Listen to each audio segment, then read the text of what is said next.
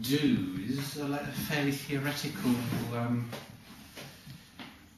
bit. I felt there was a certain amount of unclarity in the way I presented some aspects of sort of fascial release that we looked at last block. We were mainly focusing on the search and rescue technique, but we began to explore things like unwinding and things like that. I want to go into the principles of fascia release, not into the theory of what the fascia is and why it's important, but more into the theory of what happens when we engage the fascia therapeutically, just to see if I can bring a little bit more clarity. So we're going to be working with a basic model that has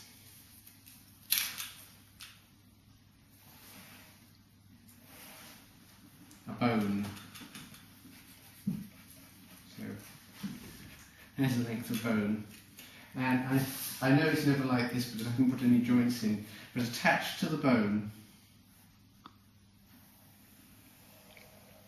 is what we might describe as a muscle or a myofascial structure, because it incorporates muscle, fascial tissue, tendon, and everything. So you've got that's the basic structure that we're working with.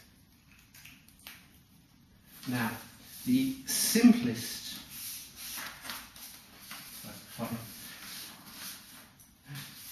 my notes, yeah. The simplest thing we can do with that structure with our hands is what I call compression. So simple compression, we're either going to press into it or squeeze it in some way. And that can happen in two ways. We either apply a force that squeezes or presses the muscle against the underlying bony structure.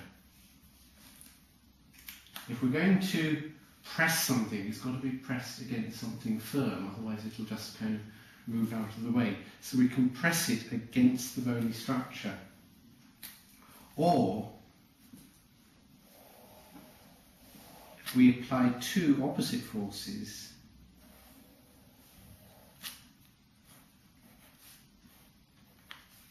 and we basically squeeze it between those two forces.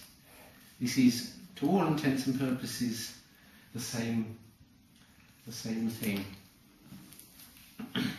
So this is basically the simplest bodywork intervention, and whole therapies have been built around this, like shiatsu and that kind of thing. Now, as we press in, we're going to come to a point where we stop. And I call this variously the depth barrier or the depth of resistance.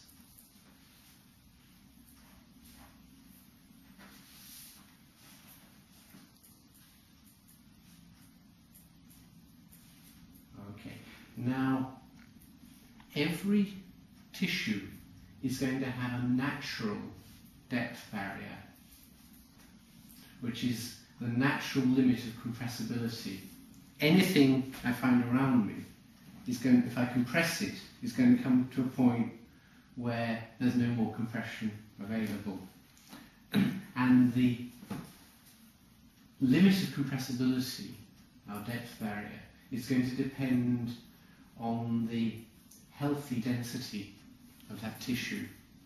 And I can't say for any particular situation where that would be. It's something you've got to build up some sense of intuitive experience as you compress any particular bit of tissue, how much compressibility you would expect. And obviously some structures that are very, very soft are going to have a lot of compressibility. apart from the pain of squeezing your earlobe, you can squeeze it a lot. Something like the muscles around the iliotibial band, particularly in someone who's a trained athlete or something, is the tissue is naturally and healthily going to be denser, and it's going to have less compressibility. So we need to be aware that it's going to be different in different parts of the body, and the only way we can really get a sense of this is as we work on more and more bodies, we will get a feel for what we would expect particular areas of the body to feel like. Then we have the situation of what I would call a pathological depth barrier. So if we have our bone and we're compressing in, but where we're compressing in, there's something pathological that is providing additional resistance. This is what I would describe as a pathological barrier, or to use terminology that we've been using before, that would be a kind of corrie. And in terms of how we talked about corrie before, that in structural terms could represent fibrosis or an adhesion in the tissue where something has actually changed structurally, the actual makeup of the tissue. There are more cross linkages, fibrousness, the tissue is stuck to some other structure. In terms of fluids, it could represent a swelling or an accumulation of fluid, and you would most often see that in musculoskeletal terms in a traumatic injury.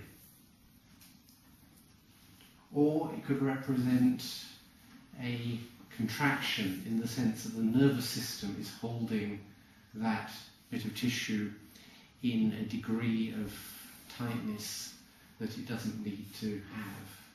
So there, with what we call the tissue flow triangle, structural, a fluid-based or a neurologically based depth barrier. So that's one. Sounds amazing. That's one important concept.